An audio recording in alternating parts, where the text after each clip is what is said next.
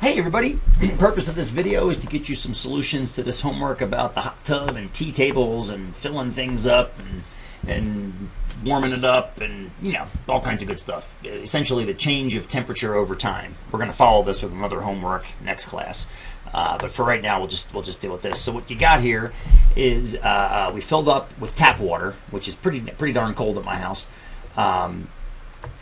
at 9.2 degrees Celsius, and then at that moment when it was full, I turned on the heater element in the hot tub and it starts heating until it gets to a certain interior temperature.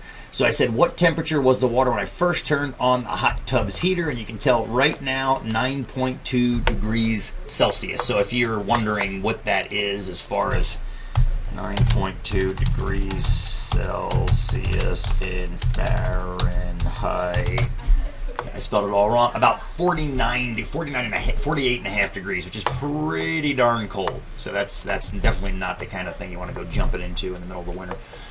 Subtract the temperature that I recorded at hour 4 from the temperature I recorded at hour 7, then divide that number by 3. Okay, so let's see, 4 from 7. So at 4, it was 21.1. At 7, it was 29.7. So if I subtract those two, I get 8.6 degrees Celsius change. 8.6. And then I tell you to divide that number by 3. So that's, I'm gonna get to Google for some.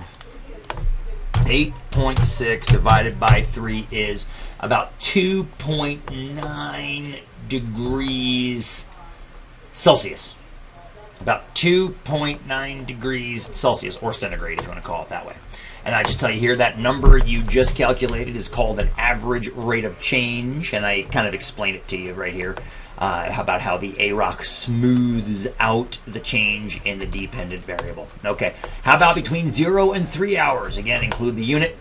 All right, so 0 and 3. So at 0 is 9.2. At 3, it was 18.2. This is a much easier one. It's 18.2 minus 9.2, which is 9 divided by 3, which is 3 degrees Celsius per hour. 3 degrees Celsius per hour.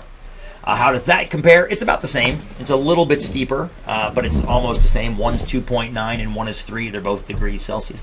How about AROC between 7 and 10? Okay, 7 is 29.7, and 10 is 44. If I subtract those, I think I get 10.7 divided by 3.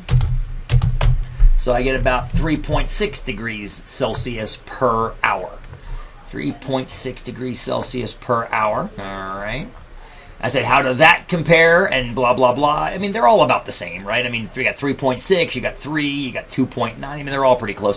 How about between 0 and 22? All right, well, let's look at that. 0 is 9.2 when we first started. And 40 is 40. So 40 minus 9.2 is going to be 30.8 over 22 hours. That is going to be a lot different. That is 1.4 degrees per hour. All right, I think the next question, I can read my mind here. Why is that so different? Okay, so I'm curious to see what you all wrote for this, but the big answer is once it gets to about here, look what starts happening. It starts cycling. I bet you at this point, it only took about 10 hours for the heater to actually get it to like its max temperature, and then it starts coming off and going back on and coming off and going back on, so it's cycling. So in other words, there is a consistent rate of change of about, I would say, 3 centigrade degrees per hour up through here. And then it starts cycling once you get past there to keeping it basically up here at this max temperature. So it looks like my data chart is actually kind of fun. It's in the heating section here and then in the maintenance section here, keeping it hot. And we'll, like I said, we'll look at that more in the next homework. But really all you're doing is just some division right there. All right. Hope that helped, and we'll catch you in class.